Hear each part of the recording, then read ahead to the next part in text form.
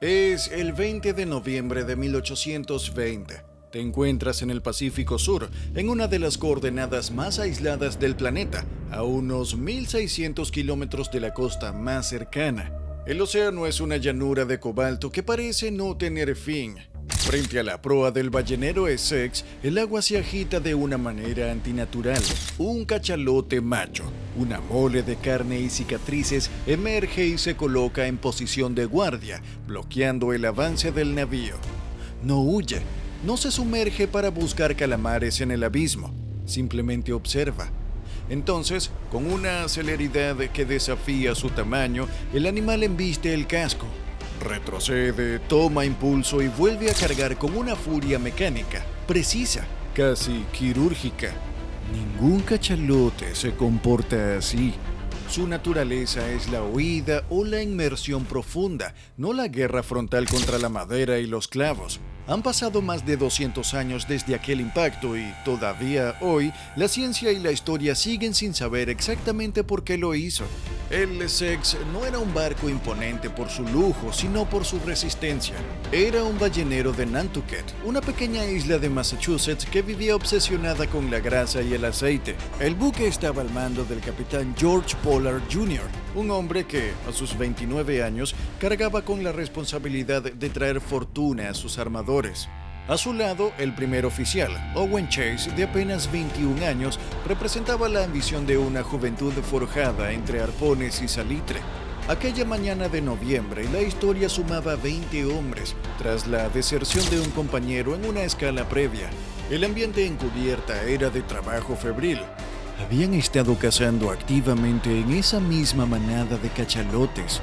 Habían herido a los suyos, habían teñido el agua de rojo y habían extraído el aceite de los cuerpos de sus compañeros de grupo. Para los marineros era una jornada productiva más en un viaje de 2 años. Para el animal que acechaba bajo la quilla, quizás era el límite de lo tolerable en un ecosistema que hasta entonces dominaba sin rivales. El ataque fue documentado con una frialdad espantosa por los supervivientes. Según el testimonio posterior de Owen Chase, el ejemplar que se detuvo ante ellos era una criatura de dimensiones descomunales que medía unos 26 metros de longitud.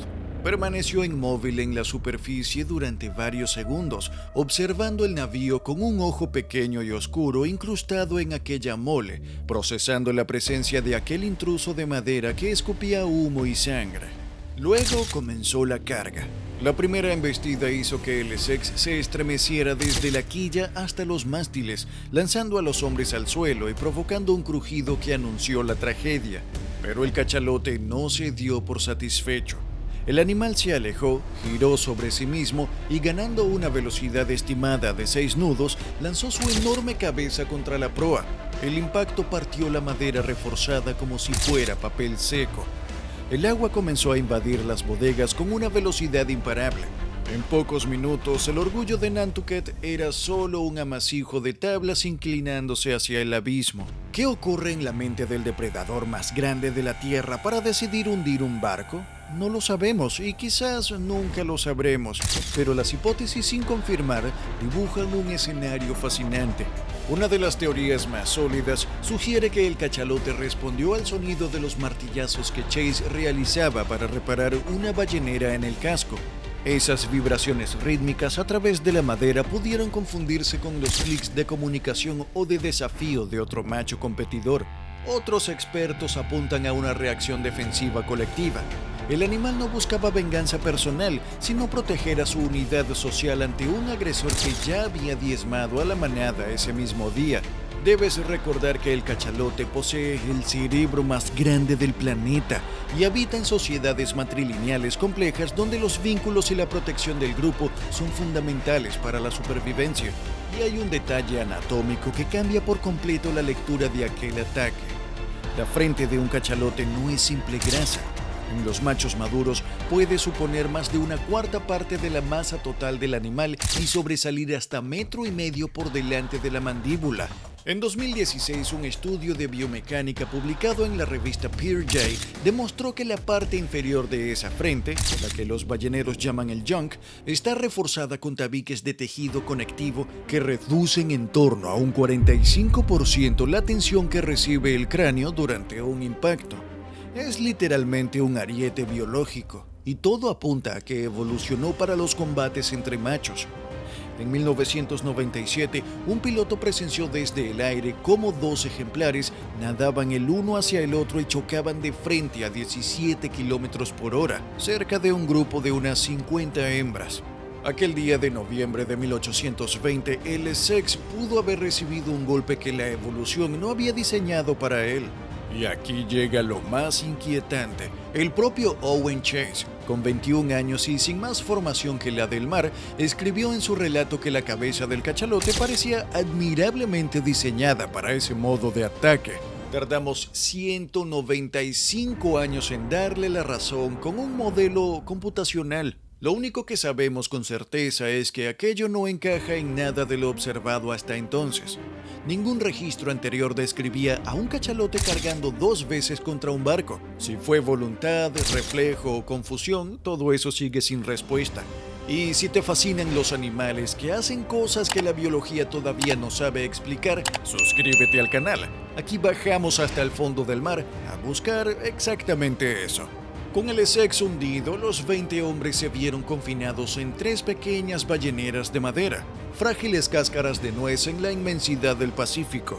En un consejo desesperado, el capitán Pollard propuso navegar hacia el oeste, hacia las Islas Marquesas o las Islas de la Sociedad, que estaban relativamente cerca.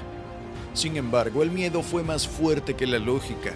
Influenciados por leyendas de canibalismo en esas tierras, Chase y la tripulación convencieron al capitán de poner rumbo al este, hacia Sudamérica.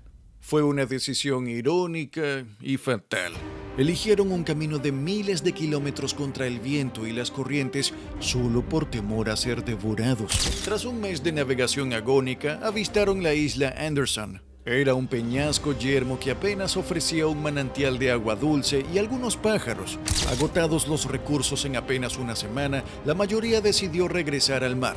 3 hombres, William Reed, Seth Weeks y Thomas Chappell, prefirieron quedarse allí y esperar en tierra firme antes que volver a enfrentar el desierto azul. Lo que siguió fueron 92 días de una deriva que despojó a los hombres de su civilización. El hambre y la sed extrema transformaron los botes en morgues flotantes.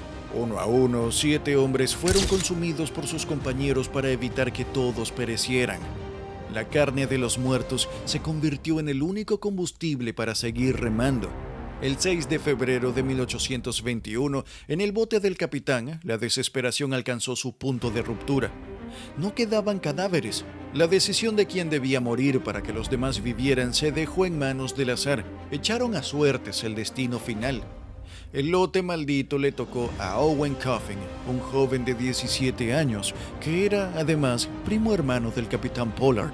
Pollard, roto por la culpa de haber prometido a la madre del chico que lo cuidaría, se ofreció a ocupar su lugar. Pero el joven Coffin, con una entereza que hiela la sangre, se negó. Aceptó su suerte diciendo que era tan buena como cualquier otra. Otro grumete y amigo íntimo del chico, Charles Ramsdell, fue quien tuvo que apretar el gatillo. El fin de la pesadilla llegó por etapas, dejando tras de sí un rastro de huesos y sombras. El 18 de febrero de 1821, el mercante británico Indian avistó y rescató el bote de Owen Chase. Junto a él quedaban Benjamin Lawrence y Thomas Nickerson. 5 días después, el 23 de febrero, el ballenero Dauphin encontró la ballenera Pollard cerca de la costa de Chile. Los rescatadores se toparon con una escena que ninguno pudo olvidar.